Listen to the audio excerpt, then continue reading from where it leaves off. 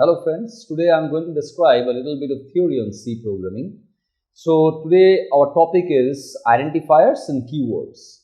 So basically identifier is nothing but an utility given to us, the C programmers, in order to give some information regarding some user-defined variables or user-defined functions or something which is similar to that. So identifiers are nothing but something which helps us to give some information about anything which we use in the C programming, like the name of variables or the name of user-defined functions. So we can just use any letter of the English alphabet. We can use any number from 0 to 9 in order to specify, in order to write an identifier. And we can also use some special characters as well. So there are some restrictions as well in the definition of in the way how to write the identifiers. So there are some restrictions, there are some constraints which we will just explain in a bit. So now let us just write what is an identifier. So identifier means, suppose identifier. So identifier means something which helps us to describe anything which is user defined, like we can describe the name of a variable, we can describe the name of a function. Obviously the function should be user defined and not any library functions, because library functions are predefined. So we can use these identifiers in order to describe these variables or write these variables and functions, user defined functions. So identifiers can be written like this. Just for an example, I will write an identifier like this. Example, we can write something like say about int a. It is a variable declaration in C programming. This is a variable declaration in C programming, and this a is a variable. The name is given by me or any other programmer, as the case may be. So a is the name of the variable and int is the data type of the variable. So this int is a predefined word. We'll come to this later on in our later part of this video.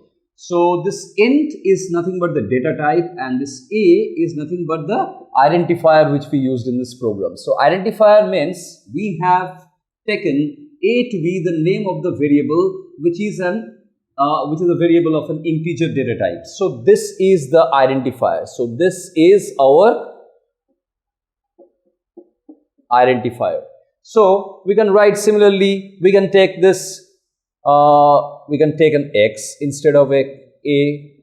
We can take something like int a1 or a10 or something like this. We can use anything. In the case of identifiers, we can use capital letters, we can use small letters, that is uppercase letters, lowercase letters. We can take special character, which is the underscore. We can take some numbers from 0 to 9, that is some digits 0 to 9. So there are different ways to specify an identifier in C programming, but there are some restrictions in writing the identifiers. I will just show you what are the restrictions imposed on us while we declare any sort of identifiers in C programming. So the constraints are that you cannot, identifier should always start. So let us write the constraints. Let us wipe off this portion and write some rules of declaring identifiers, so writing identifiers in C programming. So number one, the rules are that number one, identifiers should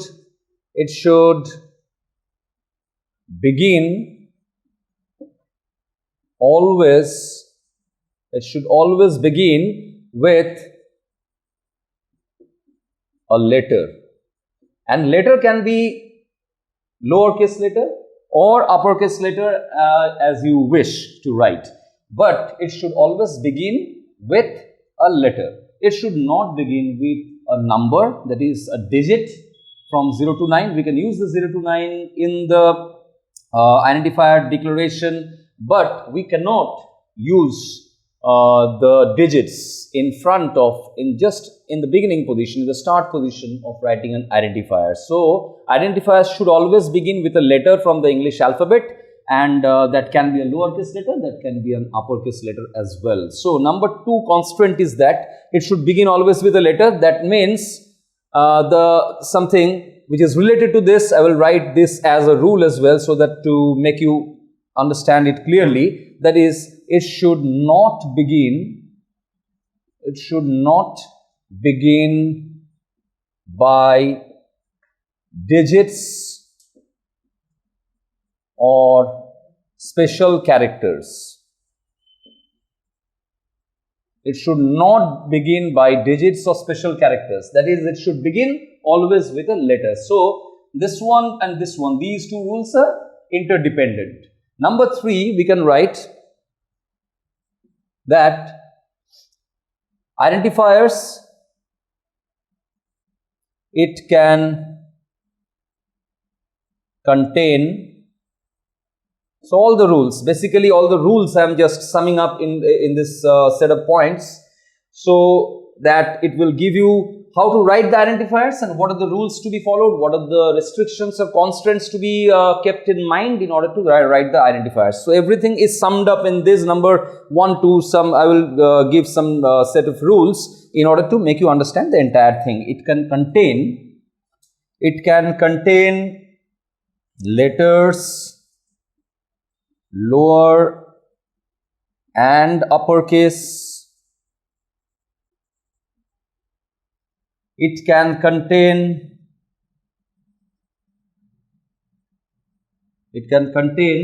digits. It can contain digits.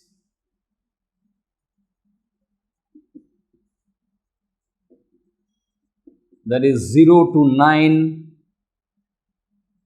It will not start with a digit. It will not start with a special character. It can contain only one special character, that is underscore. That is underscore. So, it can contain only one special character, that is underscore. No other special characters like at the rate, like question mark, like exclamation mark, or anything from the keyboard. They cannot be used in the definition or the declaration of any sort of identifiers. Only the underscore can be used. An example we can write like this. Suppose we will write some sort of combinations and see whether they are valid identifiers or invalid identifiers.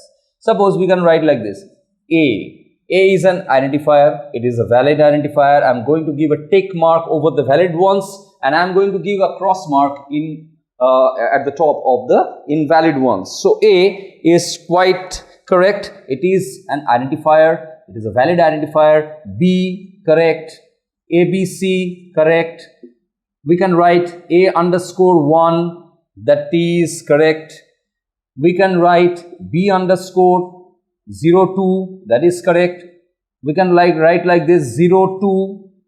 This is entirely wrong because it starts with an underscore. It cannot start with an underscore.